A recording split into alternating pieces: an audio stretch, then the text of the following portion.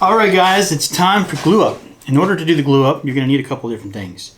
You're going to need a glue bottle. You're going to need some kind of a wet towel. You're going to also need a ruler or a scraping thing to help clean up the glue. You can use a flat screwdriver for this, although I find a really small, thin ruler works best. Possibly some small clamps that will help you glue this thing together. Squeeze clamps may also be the little clamp of choice. Something to spread glue with, either a brush, your finger, and your project, of course. So the main part of this particular project is the center part. And what I want to do with this centerpiece is I want to double check that my phone, I've got my phone sitting here with the speaker port at the bottom. And I'm just going to set it on the table here so I can see that it's going to line up with my speaker hole. So this faces forward and this is the front. It's going to face forward as I glue this thing on here. The glue is, since this is the smallest piece, is all going to go on top of this centerpiece here. That way we don't have a ton of mess to clean up. Because no one wants to clean up a big mess. Let's see. Gotta fix this a little bit. Make sure you don't get a bunch of excess on anything, but you gotta completely cover the surface area of this part. And if you've got a decent thick layer of glue on here and it's covering the whole thing, you don't have any bare spots, then I'm not going to worry about putting glue on both pieces, just the one side. Okay, so I'm going to take the front piece, be really careful about where I'm sticking it, put it right on top, and I'm going to kind of press down on it a little bit, try and squeeze out a little bit of the excess glue, any of the air that's going to cause it to want to move. And then what I want to do is, if I can get enough squeeze out from this thing, I'm going to wipe it off now while I don't have any clamps in the way. And it's easy.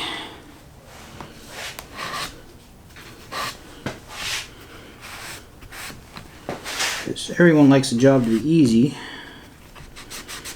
And then the trickiest part is to make sure you don't have any glue. I flip this thing over in where your phone's going to go. So that's where having a small ruler really shines, because that nice sharp edge can scrape in there and squeegee all that glue out. Scrape it out that you don't have to clean it up later. Keep the surface nice and clean. Do a pretty thorough, accurate job with this. You want to keep scraping and wiping till it's good, because if you got to go in there with a chisel later, or if you decide to put a finish on this project, if there's any glue left in there, it's going to stop you from doing those things. The glue will prevent the stain from soaking in and make things not look good. And you'll be able to see down in the sound port too, so you want to get down in here where the sound's going to go and just make that look good. So if someone's looking at this thing from an angle or really inspecting your work, it looks good from all angles. Little attention to detail goes a long way. I once heard the story of horse racing. This guy was using this analogy of how, you know, we all kind of do the same things in life. We all work jobs and do these different things, work hard, but the difference between the winner that gets like millions of dollars and the horse that comes home with $25,000, $50,000 basically to cover their expenses for this thing, is like a little bit, you know, the distance of a horse nose.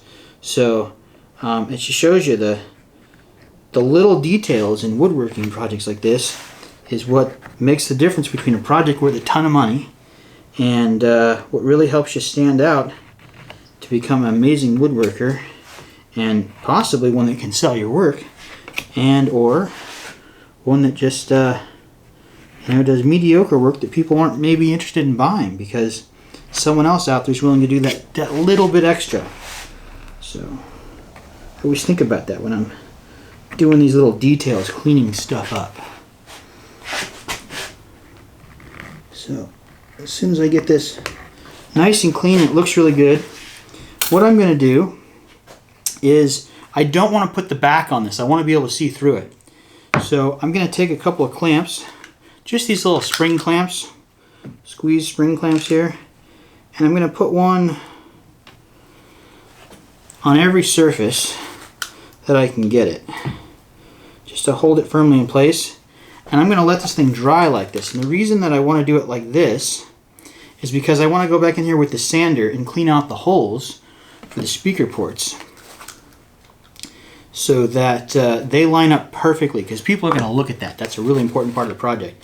And if you put the back on right now, I won't be able to get the spindle sander in there, and it will make sanding that nearly impossible. Let's see, actually another clamp here.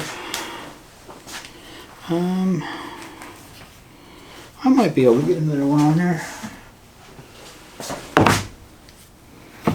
So, great little clamps. They're cheap. You can get them at Home Depot for like $1 a piece, or probably $2 a piece now, or Harbor Freight. Everybody orders things on Amazon nowadays, you know, something like that. But you want to definitely eventually invest in some clamps if you don't have some. These are super handy. Let's see here. I'm not quite liking the way this is sitting. Move this over just a little bit. There we go. And make sure it looks good when you walk away from it, because that's how it's going to be when the glue dries.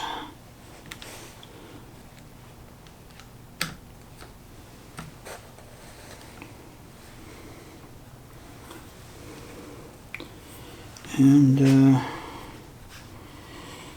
there it is. So I've got this all glued up. I have wiped off pretty much all the glue that is dripping off of it. A little bit on the outside I can sand and clean up later. No major big drips. If you start to see more glue forming on the inside here, you will want to go back and clean that up. So I do need another round of scraping right inside here. But other than that, as soon as you get that done, give it a good 5 minutes and look at it again so that you can get the glue while it's still wet and gummy. It's really easy to clean up when it's just barely glazed over and soft on the inside. And then you can go ahead and put it in your locker, put it in your bin, set it aside for the night, whatever you need to do. And we'll come back in the next video. We'll go back to the spindle sander. We'll clean out just these openings, and then we can glue the back on exact same way. So as soon as that's done, we're real close to finishing this up. A little bit of sanding, we're routing around the outside edges to make everything look nice and finished, and we'll have a really cool project we get to test it out. So looking forward to that. We'll see you in the next one.